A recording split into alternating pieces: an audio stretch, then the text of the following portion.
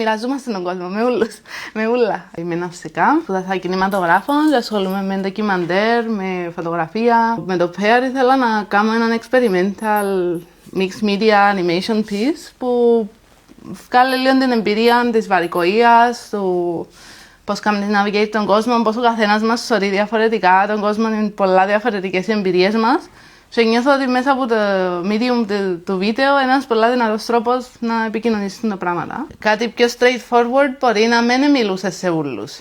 Νιώθω ότι κάτι πιο abstract μπορεί να μιλήσει σε πολύ παραπάνω κόσμο και χρειάζεται να το καταλάβεις με τον τρόπο που να είναι κουτσά καθαρισμένα, ας πούμε. Η προσβασιμότητα είναι κάτι που γενικά είναι afterthought σε όλα τα creative process.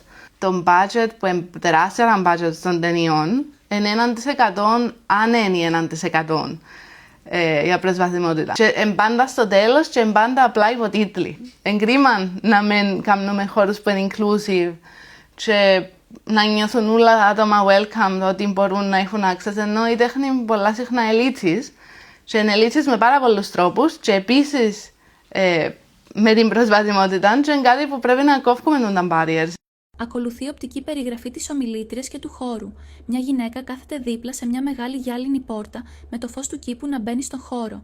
Γύρω της υπάρχουν πολλά φυτά, ενώ στο βάθος κρέμονται πολύχρωμα χάρτινα διακοσμητικά. Έχει μακριά σκούρα σγουρά μαλλιά και φορά μαύρη αμάνικη μπλούζα με πράσινη φούστα με κίτρινο μοτίβο. Μιλά κοιτώντας λίγο εκτός κάμερας και κινεί απαλά τα χέρια της.